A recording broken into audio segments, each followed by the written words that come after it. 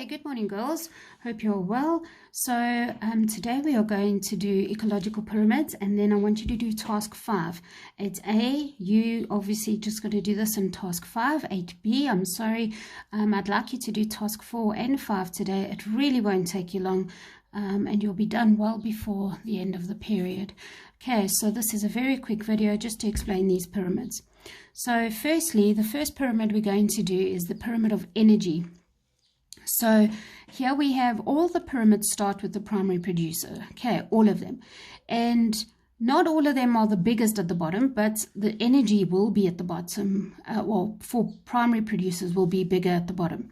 So let's take a look. So energy will always be fat at the bottom and go thin towards the top. Okay, that is to show the size of energy. Now think about this. A food chain is taking the energy from the sun and passing it along to each organism in the food chain. And so as we pass it along, we're losing more and more energy as we go. So the energy that we get from plants is quite big because they're kind of making all the energy from the sun. So that's why their portion of the pyramid is the biggest, okay, because they have the most energy to give. However, they do lose some of that energy as heat, and they do use some of their energy to grow and reproduce and repair and all those kinds of things. Okay, then the primary consumers, which then eat the primary or the producers, they will then get a little less energy than what the producers had, because remember the producers used some of their energy. And then from there, and you can see how it went, 100% down to 10%, down to 1%, down to 0.1%. So here the primary consumers get a little less energy, so they probably have to eat more more plants to sustain their energy, but they're very small, these ones, for now. I mean, I suppose cows have to eat a lot of grass to keep their energy up. They're always eating. And then your secondary consumers, you get a little less energy, and your tertiary consumers, you get a little less energy. So that is why you are getting this triangle, okay? It's to show the amount of energy that each trophic level will get. All right, and from all the trophic levels, obviously the decomposers will get energy. All right, so pyramid of biomass. So I've got like a few here, so I'm going to talk about this one over here. So the pyramid of biomass, this is the amount of living material at each trophic level. So if you take a look at this biomass one, and the food chain is from an oak tree to a caterpillar, okay, the energy flows from there. The caterpillar is eating the leaves on the oak tree. Then the bluebird will, yes, I know it's called the blue-tit bird, okay, and I don't know where these people get these names. So this bird eats the caterpillars, and then the sparrowhawk will eat the bluebird. Okay, so we've got this food chain over here, and take a look at the biomass. So what we are saying there is that the amount of living material is the biggest at the bottom here, because an oak tree is quite big compared to caterpillars that live on the oak tree. Okay, but there are less birds, and there is even less sparrowhawks around in this food chain. Okay, so the biggest amount of living material is the oak tree, and the smallest amounts of living material in this food chain is the sparrowhawk. Okay, now think about it. Well, I suppose we'll talk about it with number. You shouldn't have more sparrowhawks than bluebirds, because what are the sparrowhawks going to eat if there aren't enough birds to go around?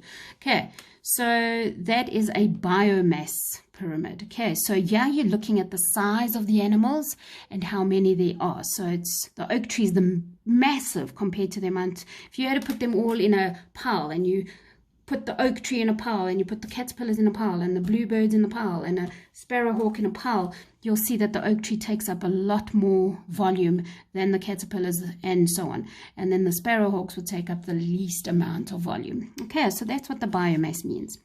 Pyramid of numbers. So this is the number of each organism at the trophic level. Again, we're using the same food chain. So we only have one oak tree. So look how small our little piece of the pyramid is down here. So because like I said, your pyramid doesn't have to be big down here, and in fact the number can change. You can have different sizes. It doesn't look like a perfect pyramid like this one. So here on one oak tree, so there's a very narrow band showing the one oak tree compared to quite a broad band for caterpillars. So there's a lot of caterpillars on this one oak tree. Then the bluebirds, there are a little less bluebirds. There are less bluebirds to eat the caterpillars. And so they're shown with a band that is that size. And then again, there's probably only one sparrowhawk that watches this oak tree for birds. So here you've got one sparrowhawk with one oak tree. Okay, so the last one I want to do with you now is just this one. So this is a food chain. So we're looking at maybe there's sap or something on the tree that the fly is eating. Then the spider eats the fly and the bird eats the spider. Okay, so this is our food chain.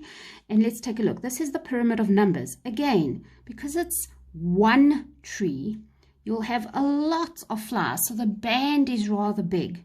You'll have less spiders and you'll have even less birds. Okay, now girls, this does change depending on the food chain that you're looking at. If this was, say, pieces of grass, so you've got loads of grass, okay, it could be quite big at the bottom. Right, biomass, well, again, if you had to cut them all up and chuck them in a bundle and see how much volume each of them take, you'll see that the tree takes the most, then the flies, then the spider, and then the bird. Now here we're looking at the energy again. Energy is pretty much standard, okay? This one really does go into broadest to narrowest, or from biggest to smallest. Okay, so here we have the most amounts of energy in the tree because it is the producer, less in the fly from when the fly eats, less when the spider, and even less when the bird eats. Okay, so I hope that helps. Really a short video just to help you. Now get on with task 5. 8B, please start task 4 first, and then yeah, we'll be done for today.